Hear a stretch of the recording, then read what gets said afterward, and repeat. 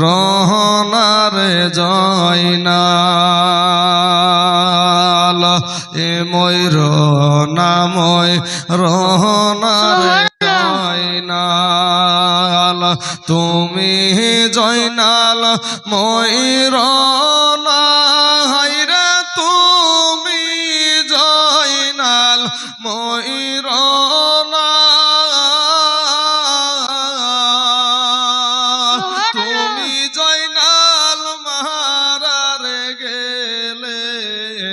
তুমি জয়নাল মারারে গেলে নবীর বংশ থাকবে না তুমি জয়নাল মারারে গেলে নবীর বংশ থাকবে না মহরমের 10 তারিখে কি ঘটাইলেন রপানা গায়রে কি ঘটাইলেন রপানা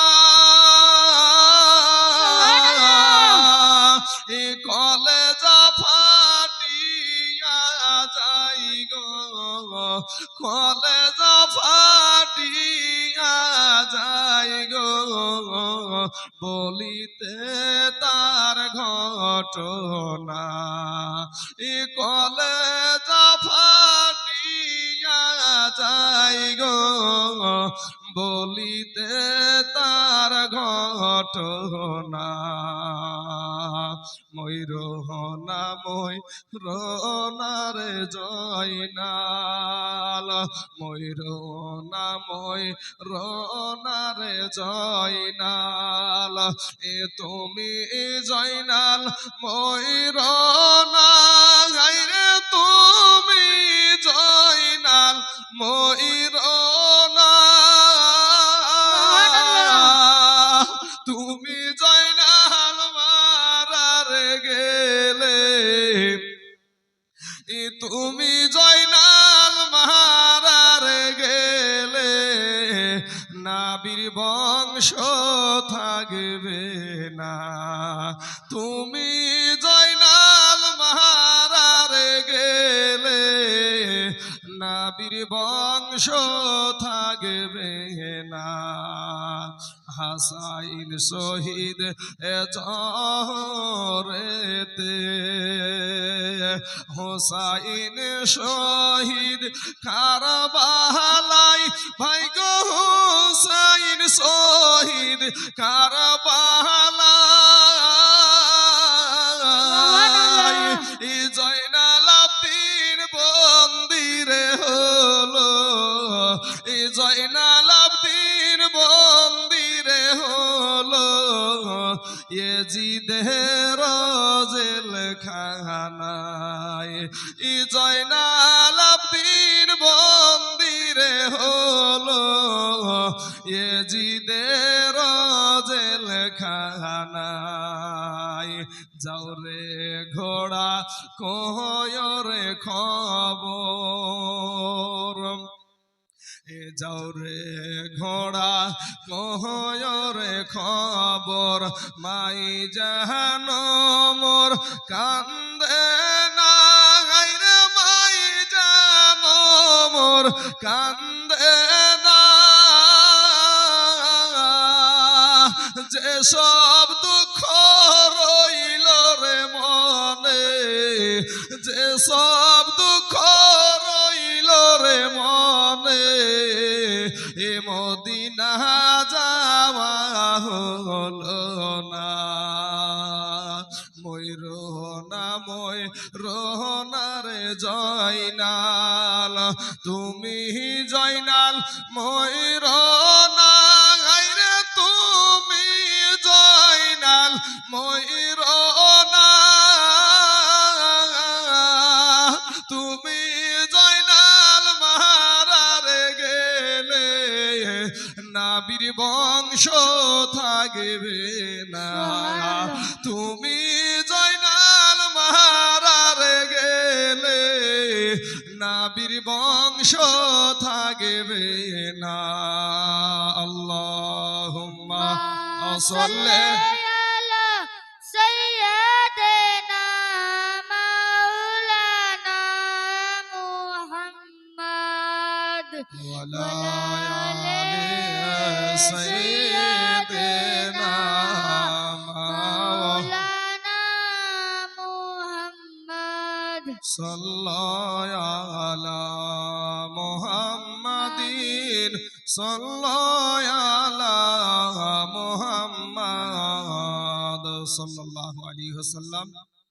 বাবাজি আমার ভাই জানেরা, আমি আপনাদের সম্মুখে পবিত্র কালামুল্লাহ শরীফ থেকে এক টুকরা আয়াতে কারিমা তেলাওয়াত করেছি। সেটা হলো বিসমিল্লাহির রহমানির রহিম, ওয়া মা আরসালনাকা ইল্লা রাহমাতাল লিল আলামিন। আল্লাহ পাক রব্বুল আলামিন নিজে ওয়াজ করছেন। আল্লাহ পাক নিজে বলছেন যে ওয়া মা আরসালনাকা ইল্লা রাহমাতাল লিল আলামিন। বাবা ও যুবক ভাইয়ের, আমার পর্দার আড়ালের মা খালারা গো, আমাদের নবীকে আল্লাহ পাক সারা জাহানের জন্য রহমত করে এই দুনিয়ার বুকে পাঠায়াছেন। জোরে বলেন সুবহানাল্লাহ। সুবহানাল্লাহ। আমাদের নবী মানুষের জন্য রহমত, পুরুষদের জন্য রহমত, নারীদের জন্য রহমত। আমাদের নবী গাছের জন্য রহমত, পশুদের জন্য রহমত, আসমানের জন্য রহমত, সারাকুল কায়নাতের জন্য রহমত হলো আমাদের নবী। জোরে বলেন সুবহানাল্লাহ। সুবহানাল্লাহ। বাবাজি আমার ভাই জানেরা, আমার নূর নবী, আমার দয়ার নবী, মায়ার নবী, যেই নবী আমরা বলছি সারা জাহানের রহমত, এটার তো কোনো দলিলের প্রয়োজন আছে না নাই গো ভাই? মুখে শুধু যদি বাবাজি খানিক কিছুক্ষণ আগে আমার সম্মানীয় ভাইজানের সাথে আলোচনা করছিলাম যে আমাদের সাইডে যদি কিছু দলিল ভিত্তিক আলোচনা না করা হয় তো জাহিল বলে বাবাজি একবার নিবে, তারপরে দ্বিতীয়বার আর ও মৌলবীর আমাদের দেশে খাওয়া নাই। আপনাদের দেশে যেভাবে জীবনীকে প্রাধান্য দেন, তো আমাদের দেশে মানে দলিল ভিত্তিক কোরআন হাদিস থেকে যদি কিছু কথা না বলে তাহলে সে মৌলবীর আমাদের সাইডে আপনার খাবার নাই। তো বাবাজি একাদ দেশে একাদ রকমের বিষয়, তবে বাবা কিছু দলিল ভিত্তিক আলোচনা শোনা আমাদের একান্তই দরকার বা জরুরি। এখন বাবা আমাদের নবী, আপনার নবী, আমার নবীকে নিয়ে কত মানুষ কত তাচ্ছিল্য করে থাকে। দেখুন আমাদের মাদ্রাসায় যখন পড়ানো হয় ছাত্রদেরকে, তো ছাত্রদেরকে বলা হয় যে আলহামদুলিল্লাহি রব্বিল আলামিন, সমস্ত প্রশংসা আল্লাহর, যিনি তামাম জাহানের রব। কথাটা একটু বুঝবেন ভাই। আল্লাহ পাক রব্বুল আলামিন বলছেন আলহামদুলিল্লাহি রব্বিল আলামিন, সমস্ত প্রশংসা আল্লাহর, সমস্ত গুণকীর্তন আল্লাহর, যিনি তামাম জাহানের রব। তামাম জাহানের আরবি কোনটা? তামাম, এই যে তামাম শব্দটার আরবি কোনটা? তামাম শব্দের আরবি হলো আলামিন, দ্বারা তামাম জাহানকে বোঝায়। তামাম জাহানের রব হলো কে? আল্লাহ। এখন এই আলামিন থেকে আমরা তামাম জাহানটা পেয়ে গেছি। চলুন এবার আমার নবী কতটা নিয়ে রহমত সেটাও আল্লাহ কোরআনে বলেছে। আল্লাহ বলছেন ওয়া মা আরসালনাকা ইল্লা রাহমাতাল লিল আলামিন। আলহামদুলিল্লাহি রাব্বিল আলামিন ওয়া মা আরসালনাকা ইল্লা রাহমাতাল লিল আলামিন। যেমনি ভাবে আমার আল্লাহ তামাম জাহানের রব, অমনি ভাবে আমাদের দয়ার নবী, নূর নবী, জিন্দা নবী, হায়াতুন নবী হলো তামাম জাহানের জন্য রহমত। জোরে বলেন সুবহানাল্লাহ। সুবহানাল্লাহ। বাবাজির আমার ভাই জানেরা, আমার মা খালারা গো, নারীদের জন্য আল্লাহ পাক আমার দয়ার নবীকে রহমত করে পাঠিয়েছেন। কিন্তু এখানে একটু আমার বলার উদ্দেশ্য, আমার মা খালাদেরকে বলবো, মা আপনারা আমার মায়ের জাত, আপনারা নারী, আপনারা আপনাদের পেটে আমরা 10 মাস থেকেছি, কিন্তু ভারতবর্ষের জমিনে বাবা মহিলাদেরকে, নারী জাতিকে যে পাওয়ারগুলো দেওয়া হচ্ছে সরকারি থেকে, এতে থেকে আপনার মেয়ে আমার মেয়ে যাতে বেপরদা হয়, এর জন্য যত কাজগুলা দেওয়া হচ্ছে সরকারি থেকে মহিলাদেরকে, যে 1000 টাকা লক্ষ্মী ভান্ডার পুরুষদেরকে দিলে কি হতো, এটা পুরুষদেরকে দিবে না, কারণ আমার বিবিকে আর আপনার বিবিকে ব্যাংকে নিয়ে যাওয়া হবে, ব্যাংকে নিয়ে যাওয়া, আর ব্যাংকে গেলে বুঝতে পারছেন, কেউ পেট বের করে যাবে, কেউ মাথার চুল ছেড়ে দিয়ে যাবে। হ্যাঁ, এই যে তার নিজের যে একটা পর্দা, এই পর্দাটা সে করবে না। আর যদি পর্দা, যে বাড়িতে পর্দা নাই, যেই বাড়িতে পর্দা করে না, সেই বাড়ির মালিককে বলা হয় দায়ুস ব্যক্তি। আর দায়ুস ব্যক্তি কোনোদিন জান্নাতে যাবে না, জান্নাতে যাবে না। চলুন সামনে বাড়ি। আমার মা খালারা ভাবছেন, মা জননীরা ভাবেন যে ইসলাম ধর্মে আমাদেরকে সম্মান দেওয়া হয় নাই, ইজ্জত দেওয়া হয় নাই, আমাদেরকে পুরুষদেরকে বেশি সম্মান দেওয়া হয়েছে, এটা মনে করে আমার মায়ের জাত। কিন্তু মা খালারা গো, ইসলাম ধর্মে যতটা সম্মান, যতটা ইজ্জত, যতটা আপনাকে সম্মান দেওয়া হয়েছে, পৃথিবীর বুকে এমন কোন ধর্ম নাই যে অতটা সম্মান কোন ধর্মের ভিতরে দেওয়া হয়েছে। জোরে বলেন সুবহানাল্লাহ। আমার বৃদ্ধ বাবজিরা একটা কথা বলতে পারবে। আমাদের পার্শ্ববর্তী বেশির অংশ আমাদের এলাকাতে, আমাদের পাশাপাশি আর একটা ধর্মের মানুষ বেশির অংশ বসবাস করে, হিন্দু ধর্মের মানুষ আছে না? হিন্দু ধর্মের মধ্যে একটা প্রথা চালু ছিল, কি যে সতী দাহ বলে একটা প্রথা চালু ছিল। মহিলার যদি স্বামী মারা যেত, হিন্দু ধর্মের ভিতরে যদি কোনো মহিলার যদি স্বামী মারা যেত, তাহলে ওই মহিলাটাকে, ওই জীবিত মহিলাটাকে হিন্দু ধর্মের আইন অনুযায়ী ওই চিতাতে, মানে ওর স্বামীটা মারা গেছে এর কারণে ওকে আর ওর বিবিটাকে আর দুনিয়াতে বাঁচতে দিবে না, ওর বিবিটাকে ওই চিতাতে জ্বালিয়ে দিত। কি কথাটা বুঝতে পারছেন ভাই? আমার মা খালারা একটু বোঝার চেষ্টা করেন। গল্প তো সারা জীবন গল্প করে রে এই মহিলারা বাবা, আর গল্প শেষ হয় না। মাঠে ঘাটে বাড়িতে যেখানে যাবেন কেচার মেচার করতেই থাকবে। এতগুলা পুরুষ এখানে বসে আছে বাবা, কোনো আওয়াজ নাই, কোনো কিচ্ছু নাই, অথচ ওদের ভিতরে গল্প চলবে। এ শুধু আপনাদের এলাকা না বাবা, সব এলাকাতেই একই অবস্থা। হ্যাঁ বাবাজি, আমার ভাই জানেরা, মুর্শিদাবাদ জেলার 16খান জেলায়, আপনার পশ্চিম বাংলার 16খান জেলাতে আমি তাইজুল ইসলাম গিয়েছি বাবা। পুরুষদের ভিতরে আওয়াজ থাকে না, যদি বসতে মন না চাই উঠে চলে যায় পুরুষেরা, আর এরা উঠবে না, বসেই থাকবে, কিন্তু শুনবে না, গল্প করবে। বাবাজির, আমার ভাই জানার, আমার মা খালাগো, একটু কথাগুলো মনোযোগ দিয়ে শুনেন। আপনাদের ভালোর জন্যই কথাগুলো বলছি, আপনাদের ভালোর জন্য। তাহলে কি করা হতো, একটা হিন্দু ধর্মের যদি স্বামী যদি মারা যেত, তো তার বিবিটাকেও চিতাতে, জীবিত বিবিটাকেও চিতাতে জ্বালিয়ে দিত।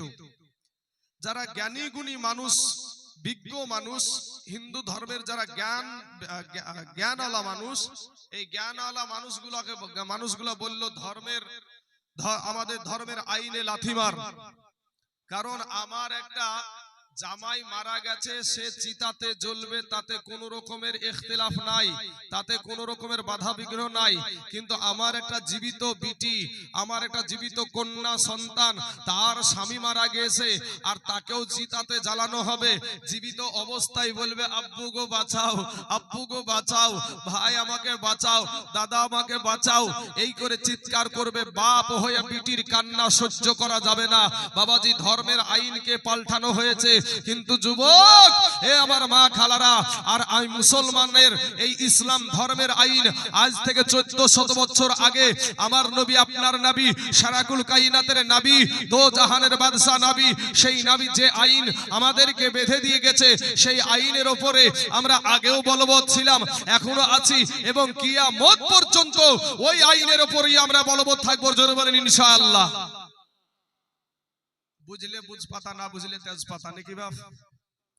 বুঝলে ভালো, যদি চাল হয় অল্প জাল দিলে সিদ্ধ হয়ে যায় ভাত রান্নাতে, হ্যাঁ। আর কিছু কিছু চাল আছে বাবা, জাল দিয়ে যাবে তারপরে সিদ্ধ হবে না। তাহলে আমরা বুঝলাম যে আমাদের ধর্ম এই দিক থেকে মায়েদেরকে, একটা স্বামী মারা গিয়েছে, বলেন তো ওই মহিলাটা আবার বিবাহ করতে পাবে না? পাবে না? পাবে। দেখেন, আপনার জন্য সুবিধা করে দিয়েছে। আপনার একজন স্বামী যদি মারা যায়, আপনি দ্বিতীয়বার স্বামী করেন, দ্বিতীয় স্বামী মারা গেল, আপনি তৃতীয়বার বিবাহ করেন, কোনো অসুবিধা নাই। কিন্তু মাগো, একটা স্বামী থাকা অবস্থায় দ্বিতীয় স্বামী আপনি করতে পারেন না, দ্বিতীয় স্বামী আপনি করতে পারেন না। আমাদের সমাজে দেখবেন, স্বামীকে স্বামীর সাথে মনোমিলন হচ্ছে না, আপনার করছে কি, স্বামীকে ডিভোর্স দিচ্ছে। ডিভোর্স আছে না আপনাদের দেশে? ডিভোর্স দিচ্ছে, দিয়ে আরেকটা পুরুষকে বিবাহ করে নিচ্ছে, এরকম আছে না? কিন্তু মুফতি সাহেবকে জিজ্ঞেস করেন তো, আপনার বিয়েটা জায়েজ হয় কি? তালাকের যে বিষয়টা, এই তালাকের বিষয়টা তো পুরুষের হাতে। আপনি তো ডিভোর্স করলেন, করে গিয়ে অন্য একটা পুরুষকে বিয়ে করে নিলেন।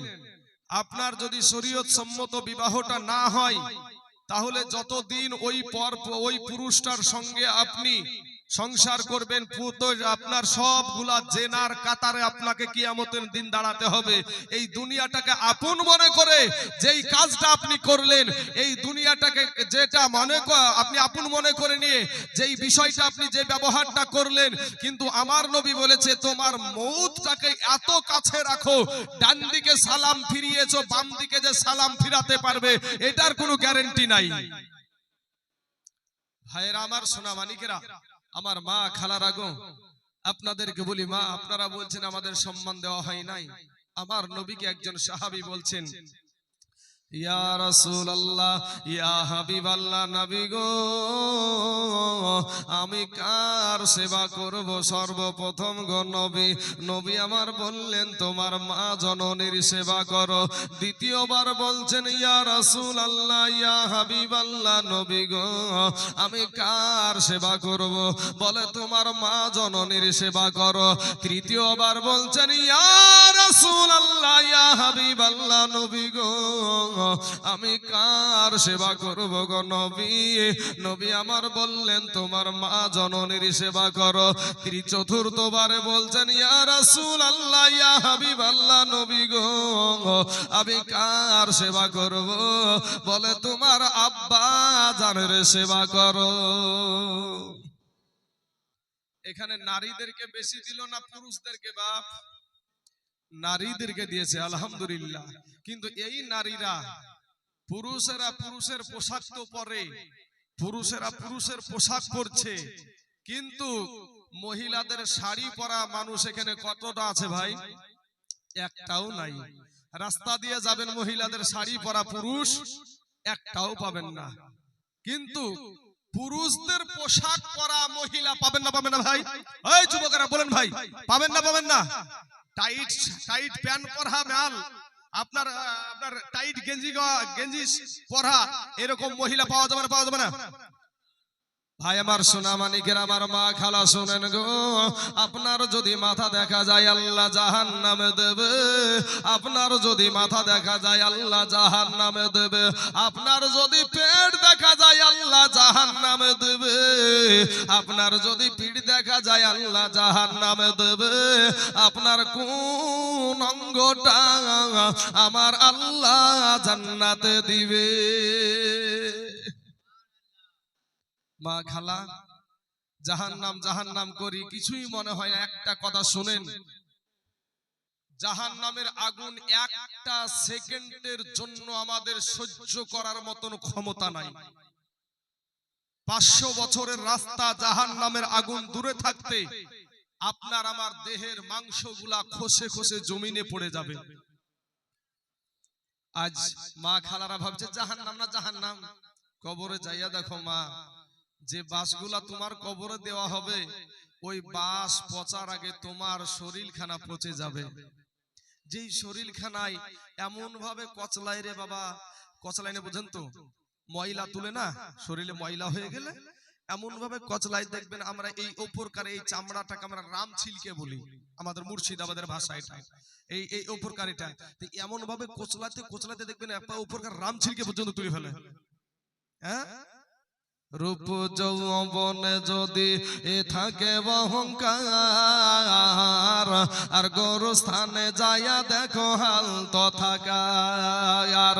ই কত যে সুন্দর নারী ওই কবরে শুইয়া, কত যে সুন্দর ছেলে এ কবরে শুইয়া। রূপ যৌবন গেল মাটিতে মিশিয়া, যাহাদের রূপে বড় গর্বিত ছিল তাহাদের রূপ দেখো মাটিতে খাইল। উঠাও উঠাও মাল গাড়িতে ভরিয়া, আর গাড়ি যখন ছেড়ে দিবে পস্তাবে বসিয়া। খোদারি হুকুম হবে এ ছেড়ে দিবে গাড়ি, আর মিজানেতে আর জমিনেতে পড়ে পড়ে দিবে গড়াগড়ি। সুবহানাল্লাহ।